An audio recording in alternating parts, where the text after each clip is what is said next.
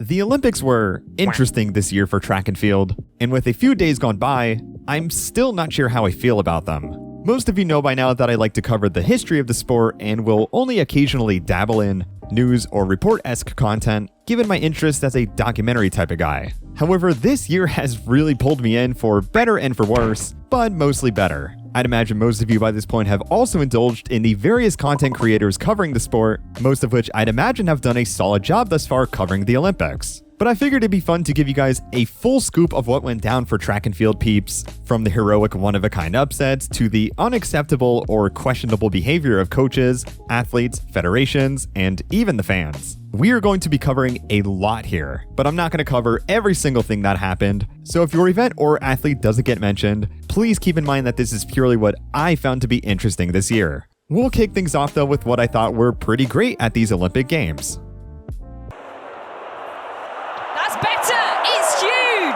The first final to kick off the Olympics was the men's 10,000. My biggest favorite going into this was actually Ethiopia's Berihu Eregawi. Statistically, he's a slight underdog, but he's by far one of the most gritty runners I've ever seen in my life. He has a killer 10K road time, and just a great athlete to see in the final 400. Yomif Kejelcha from the same country looked insanely fit too. Grant Fisher was back in prime form. I mean, there was some good stuff waiting to unfold here. But despite Uganda's Joshua Cheptegei not winning a single race all year, and with no recorded 10K times, he just did what he knew best and took home yet another gold medal in this event. A brilliant send-off as he now retires from the track and moves on to the roads. Aragawi's silver was sick, and Fisher didn't get stun-locked in the final 100 like in 2022, and nabbed an amazing bronze medal for the US. The men's shot put was fine, but not exactly what I was hoping for. The rain really scuffed things up with someone even taking a harsh tumble at one point. But come on, are we really surprised King Krauser takes another gold? But also Joe Kovacs clutched a last-minute 22-meter bomb to lengthen his absurd resume even further.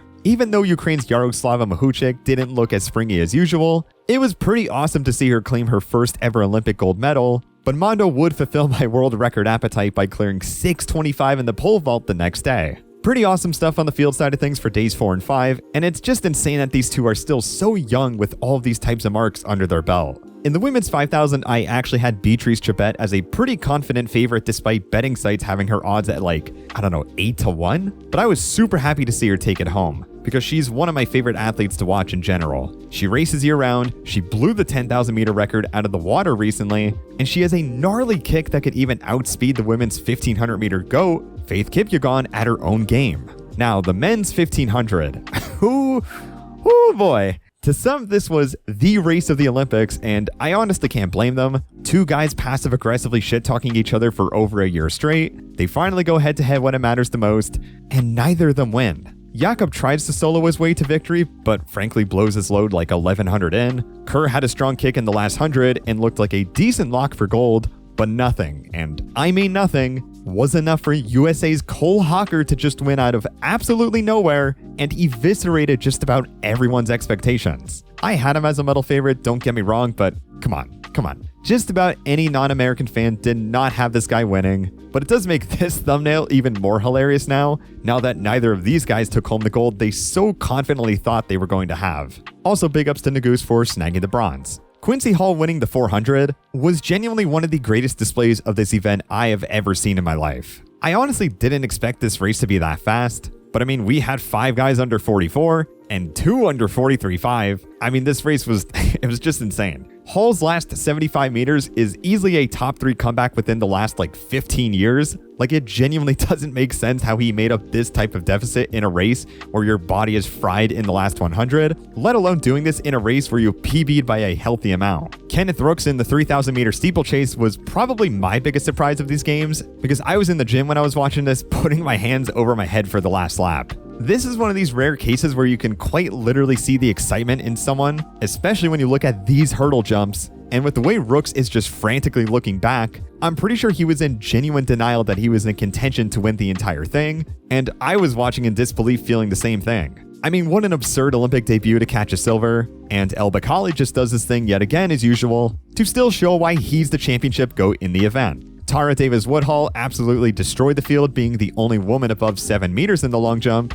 I mean, what else are you going to say about her at this point? She's pretty much the future of this event right now. Shoutouts to Arshad Nadeem for throwing the spear of a lifetime at the games in the javelin. Really sad I missed this throw live, but what a way to win an Olympic title and to put yourself so nice and tall up on the all-time list. Really hoping to see him inch closer and closer to that 95-meter zone, or maybe even taking a shot at the world record. A mark most think at this point is genuinely impossible to beat at this point, and is the highest rated men's mark in athletics history. Cindy taking the 400-meter title wasn't too surprising despite my bias leaning towards Femkepol at least putting up a potential fight. I mean, come on, she ran sub 48 in the mixed 4x4, but Cindy's plan to blast the first two was a great tactic on her part, and Bull just had absolutely nothing to give by the end. At least we got another insane world record out of it, and USA's Anna Cockrell completely caught me off guard with her sub 52 as well. Still, would like Sid to race more though. Grant Holloway did his thing in the hurdles this year. Really cool to see him snag the gold medal he probably should have had in Tokyo. His consistency is just on another level right now. Beatrice Trevette doubled back in the 10 for a historical double for women's Kenyan running, but something tells me she has the best chance at becoming the first to pull off the double-double by the time the LA Olympics roll around. Trevette's 10K gold was one thing, but I was shell-shocked to see Italy take the silver, as Nadia Batukleti capitalized off of her excruciatingly close bronze medal chance in the 5 by taking the silver in the 10. I am extraordinarily curious how she's going to be looking next year, because we really might have a hidden talent on the come-up now. Definitely want to give a nod to the marathon GOAT himself, Eliud Kipchoge, for competing in what is his last Olympic Games. I know he's had a rough year dealing with some things he really didn't need to deal with. He also just wasn't performing as well as he wanted to. But props to him for trying to put up a fight after years upon years of marathon greatness. And a nod to Tamara Atola for nabbing his first ever Olympic gold medal 8 years after his 10,000 meter bronze in 2016. To break the Olympic record on this course out of all places also makes this gold all the more memorable for Ethiopia and the men's marathon in general. The men's 800 was fast as hell, which I expected, but like, what in the world are these times across the board? That world record is in reach, I swear, man, because this event is back on the map after such a tedious drought of times that just about no one cared about. Big ups to Wanyonyi, though, for taking gold in such a historically fast and excruciatingly close race, too. I actually missed the women's javelin sadly since I was out with some friends, but I was so excited to see Kitaguchi Haruka win. Her medal at the 2022 World Championships was such an endearing celebration to see, and she's just such a fun, bubbly athlete to watch and root for in general. She's really improved since her 2022 bronze, as she won Worlds in 2023, and I really can't wait to see what she has in store over the next couple years in the event. I also didn't have too much of a stake in the women's 100-meter hurdles, but Masai Russell was my favorite going in this year given how clean she looked all season, but what an insane way to cap off such a hot year of performances. For the men's 5,000, I mean, Jakob did his thing and made the field look like mid-tier Diamond League runners, so if this race doesn't convince you he's realistically a 5K, 10K guy that just has a weirdly good 1,500, I don't know what to tell you. I just wish he'd try and rip a 5K time trial already and just stop teasing the people, because if he can pull out this 2-mile world record out of his ass, then I'm pretty sure he could run something pretty gnarly in the 5,000. Women's 15 went as expected for the most part. I really didn't see Kipyegon losing in this event, and Hull's personal best going in was just way too good to pass up as her losing silver to anyone else. Both 4x4s were as usual a nutty way to cap off the Olympics. The men's 4x4 basically told me that Letsile Tebogo might realistically be the future of the 400, and the women's 4x4 told me that Sydney can probably break the Open 4 record. Also, a quick shout out to Quincy Wilson for debuting in the prelims, even if he didn't run the leg he wanted to. I know there were some people giving him shit online, but like, first off, the two main options were injured, and I think I read somewhere that Wilson had a hamstring injury he was dealing with as well, along with the fact that he's a freaking 16-year-old running at the Olympics. So major props to him, really looking forward to what he has to offer in the next couple years. The women's 4x4 world record, by the way, was really close to being broken, but realistically, it's broken in my opinion because let's be honest, any record from this era in specific kinda needs a little asterisk next to it. Not that I'm saying this time is 100% unequivocally clean, but the 80s were like doping beyond doping. You know what? Let's just save that for another time. Let's talk about some weird shit now. She said them changed the rule yesterday. Like, Wasn't announced. they change the rule and then not say. The women's sprints were great and all, but they were probably the most disappointing ones for me. Not because of the end result by any means. I actually think Julian Alfred in the 100 is a sick athlete to watch, but because of the fact that we were missing 3 of the best women to ever grace the 100, and all from the same country that ignites the fun, intense rivalry between them and the US. I don't know what happened in the build-up to these games, but I'm still in disbelief not a single one of them lined up to a final this year in the 1 or the 2. Elaine Thompson-Herah looked awful this year and wasn't even at the Jamaican trials. Shericka Jackson also looked bad and eventually had to pull out of the games entirely due to injury. And while Shelly Ann Fraser-Pryce made it to the semis in the 100 and was the last resort of Jamaican representation for women sprinting outside of Tia Clayton, she messed up her hamstring during the warm-up, which leads me to this video.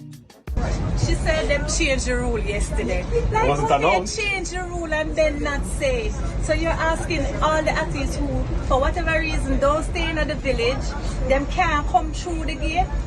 We came through this gate yesterday and went through security and was okay. The man said we can't go, we have to go all the way up where everybody else are enter to come back down here. That's crazy. I have tried looking around everywhere on exactly how this rule was changed or when it was changed, and I could not find anything. I do 100% believe there was some weird rule change that even took place, given this interaction here, but I could not find a single source that explained why, which is pretty damn annoying. You can also see sha'carri sitting around wondering what the hell is going on too. Like, yeah, they were allowed to enter the stadium through a different gate, but my speculation has me thinking that Fraser-Pryce's injury was the cause of a rushed warm-up. Now, I also couldn't find an exact source of just how far the walk was or how much time she had to warm up, but something tells me it definitely didn't help things were delayed on their part, and a rushed warm-up in sprinting could be catastrophic. Then when the final happened, sha'carri was just asleep at the wheel for an entire 10th of a second, so we didn't even end up getting that competitive of a final, which kinda sucked too. But it was pretty awesome seeing St. Lucia have their first ever medal at the Olympics, and for it to be a gold was even more of a Cinderella story. Do I think Julian Alfred was losing the 100 this year though, even with the Jamaican women present, and if sha'carri had a good start? Honestly, probably not. But I will say Gabby Thomas definitely would have had to worry a lot more if Shericka Jackson had even been in somewhat decent shape for the 200. I could also say the same thing with Yolimar Rojas not being present in the women's triple jump now that I think about it too. Just to add on more, Gianmarco Tamberi from Italy was vomiting blood and just barely got to the stage in the finals to get a few jumps in, but really wasn't able to muster up anything fantastic. I think Mo dealt with an injury all year, came back looking pretty decent at the trials, and took an incredibly harsh tumble that sent the Olympic champion out of the trials entirely. I don't know, it was a little disappointing and a little eerie to see so many stars and former Olympic champions just not present here, but we were still blessed with some solid competition, and I do think it made up most of it. Now, the men's 100 on its own was great to watch. It truly can't get any more poetic than 2 athletes squaring off down to the couple thousandths of a second, but I could not believe just how many people genuinely thought this race was rigged. Like, what the how do you even come to that conclusion? Not only that, but even when the evidence was provided, so many people randomly wanted the rules to be changed as if they haven't been customary for the last however many years and are objectively more sound to have anyways. I don't know, it's always so fascinating when mainstream sports social media gets a hold of these types of things because they think they've cracked the code or something on how to fix the sport. The 200 was also a strange outcome as well. I love Tebogo's style of racing, so I was happy to see him win. But man, I mean, it was bizarre seeing Lyles just shut down so hard within the last 50 meters and just looked absolutely horrible for the next 30 minutes. For those who are saying he was faking sick are either just rage baiting or don't understand how the sport works, but even a prime Lyles here in my opinion would have gotten a run for his money had he challenged Tebogo anyways. There was also a stir-up with him being at a party despite being sick just a few days before, but also his test showed up negative. Listen, I don't know, I'm not going to waste my breath, and I'll just let mainstream social media have their fun with it before they forget about it 2 weeks later. For the men's 10,000, nothing in this race happened that caught me off guard necessarily, but then I saw this tweet and couldn't help but mention it.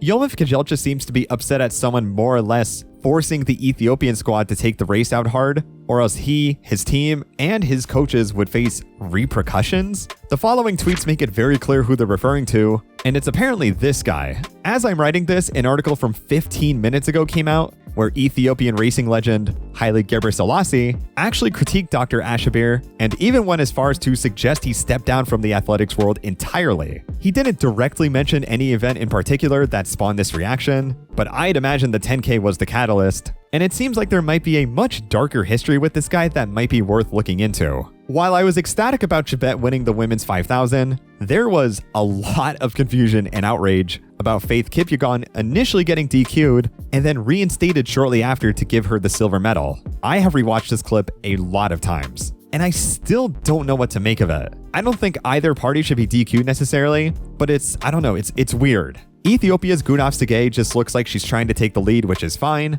but it's this random arm movement that kind of makes me think she was trying to really assert her lead in a pretty dishonest way, so Faith just grabs her arm entirely and shoves her off of her. Initially, I thought Faith was in the wrong here because it does look weird the more you watch it back, but this arm movement here, watching it back a few more times, has me convinced that Faith had every right to tell her, hey, this is my lane. If you want it, you're gonna have to pass me properly.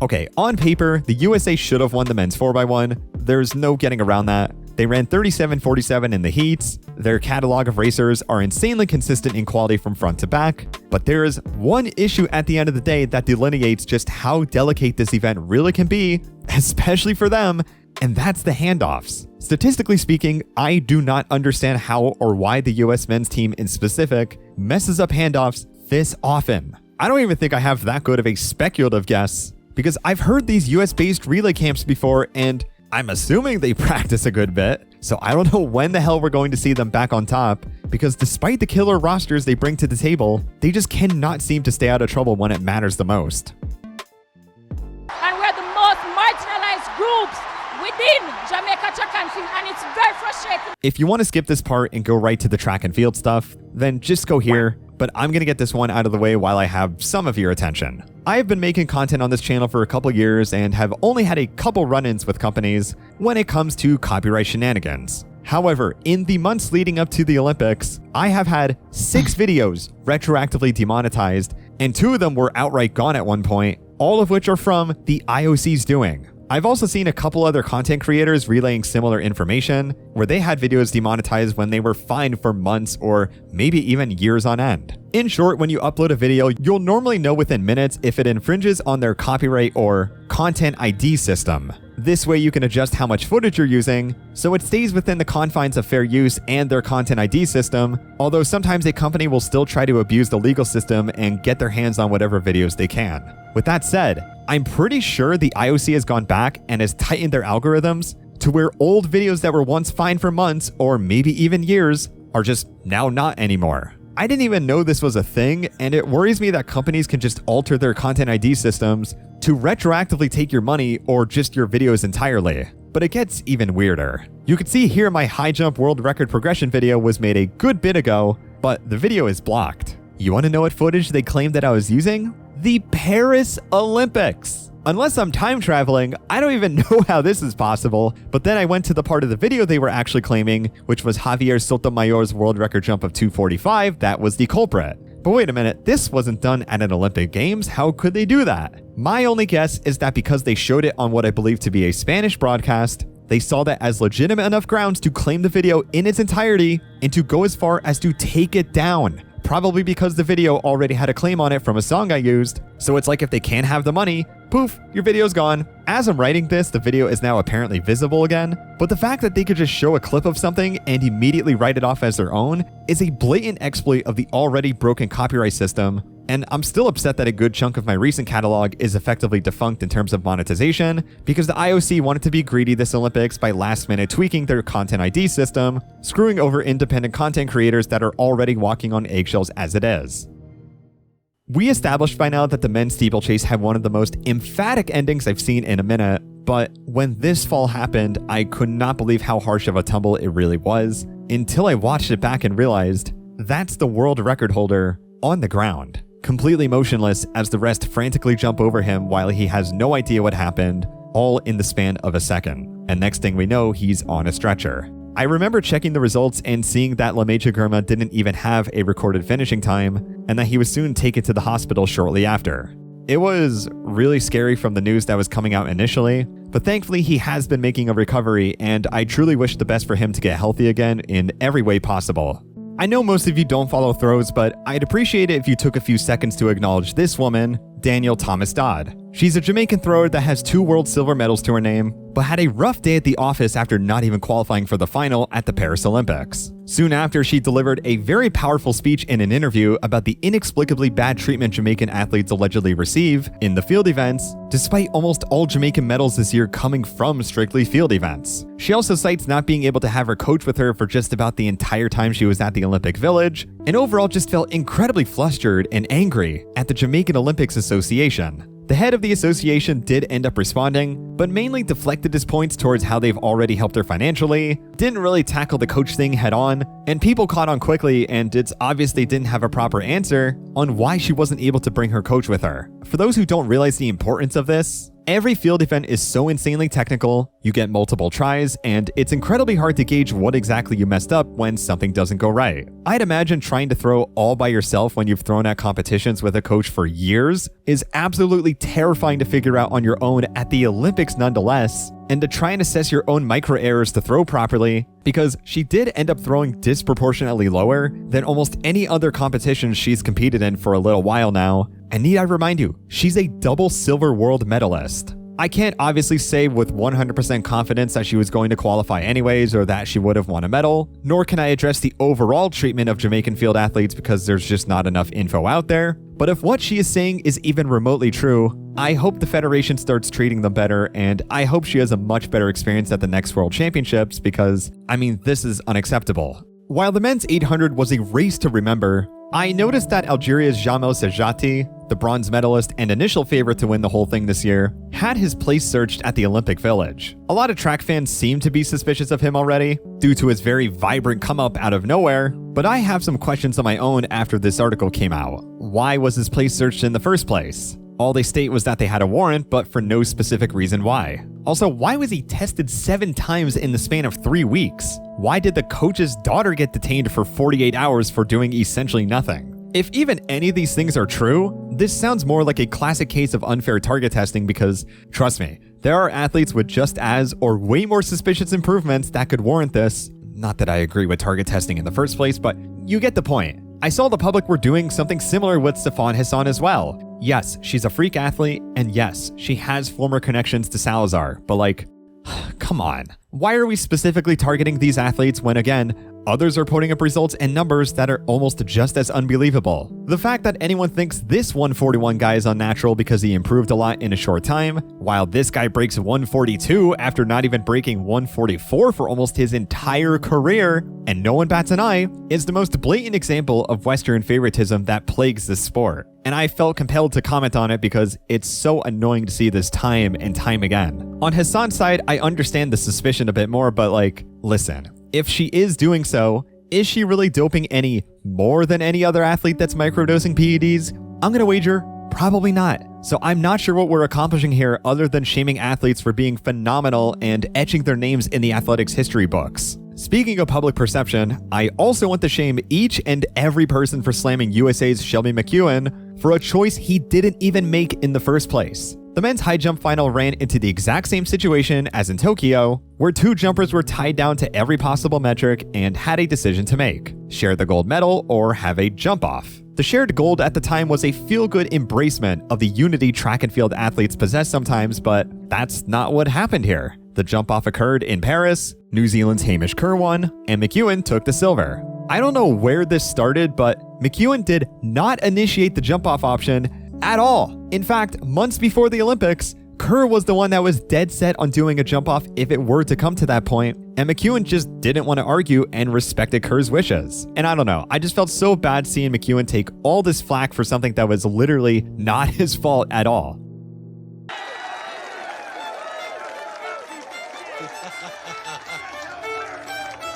Also, since when did people care this much about how many gold medals a country has won at the Olympics? Never in my life have I heard people care about that. America still has the same amount of golds as China, and on top of that, the US has 35 more medals to their country too. Finally, I want to address the Fiona O'Keefe situation. I didn't catch the women's marathon due to the wonky time zones, but I was hearing more about this situation than Hassan's win, and I didn't understand the big deal until I watched the first 20 seconds of the race. And I gotta say, this is pretty rough. I've read her explanations. I've also seen the fact that the Q&A she did was done specifically by her agent instead of doing it with any journalists. I'm just gonna say it. This is kind of bullshitty. O'Keefe realistically should not have run, and the fact that she didn't run on Friday evening, the very day she was supposed to decide whether or not the alternative Jess McLean should run, is also a little bizarre too. I think there's a chance that O'Keefe just horrendously misjudged her injury before her race and realized it was too late to turn back. It's the Olympics, and you want to do everything you can to get at least somewhat healthy. But this sounds like it was doomed from the get-go, and she should not have gotten even close to towing the line. And the fact that she rested on the day she was supposed to make the decision is also kind of odd. Maybe she needed to satisfy a sponsor to make money because, let's be honest,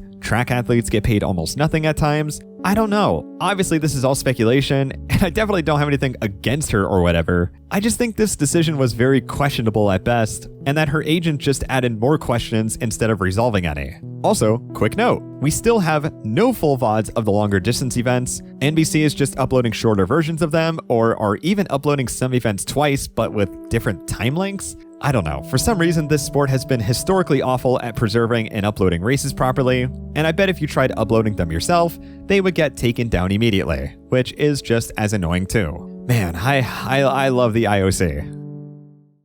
Obviously, I don't want to end this video on such a cynical, sour note because the Olympics were a great watch overall.